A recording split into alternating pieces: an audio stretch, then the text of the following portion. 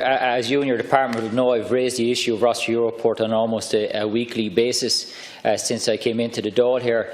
It's a source of real frustration down in Wexford in the southeast of the huge potential that port has and hasn't been developed. However, in the face of Brexit and what we're seeing in the UK, where the situation is veering from farce to effective chaos, the situation in Rosslare Europort has become absolutely acute. Now, I understand the OPW is looking at putting in additional facilities there.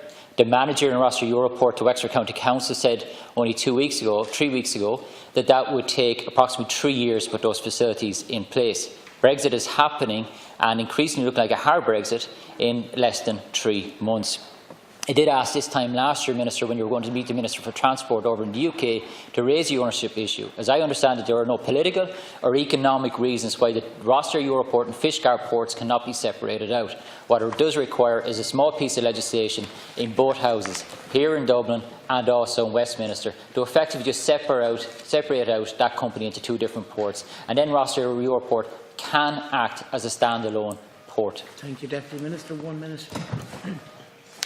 I think the Deputy has probably put his finger on it when he mentions Brexit as being such a sort of Damocles over so many places.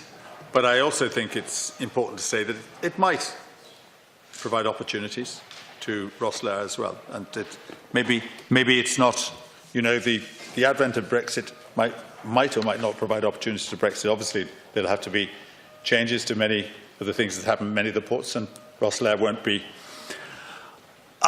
immune from those. I'm sure the Deputy is aware the process of agreeing the future trading relationship between the UK and the EU, including Ireland, is at a sensitive stage today, as we speak.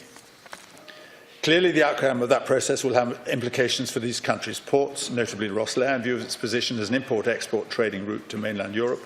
For those businesses which now or in the future may wish to consider alternatives to the use of the UK land bridge, which is obviously a pivotal issue for yourselves down in Rosslare. Departmental meetings with Rosslare Europort and the Irish Rail in the context of Brexit are ongoing. Most recently, the Department, as the Deputy will know, met with the CEO of Inroad Air and the General Manager of the port last week and was briefed on the company's recent consultancy report and its plans for future strategic development of the port. Ports are one of the top items of the agenda of my department when they're involved in any talks on Brexit. And obviously, Rosslare and Dublin would be top of that list. Thank you very much. Final comment. Thank you, Minister. You mentioned Damocles' sword, and of course that's the concern, that the sword is going to fall and there's going to be nothing prepared for it. I mean, if you want to bring Rosslare Europort up to speed to deal with hard Brexit, where if we lose the UK land bridge, either because of legal access or because of financial constraints in actually using it anymore, the port needs its berths expanded. It needs access roads. Dover and Calais have publicly printed plans to deal with a hard Brexit. Rosslare hasn't. Dover and Calais are predicting 10-mile tailbacks. Rosslare has no plans in place. In fact, the manager in Rosslare Europort to Wexford County Council, as reported in the local paper, said that the government's policy is not to invest in ports.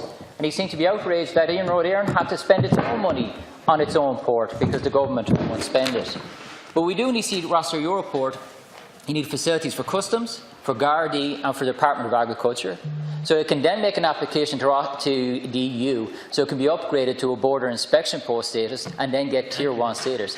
There is a hell of a lot of work to be done in Rosslare Europort, because it hasn't been done to date, to make that suitable for Brexit. Because if we lose the UK land bridge, for trucks, for roll-on, roll-off, Rosslare will be the only game in town. You can send freight through any port in the country, but to get trucks with drivers direct to the continent with perishable goods, pharmaceutical, ag goods, Rosslare will be the only game in town.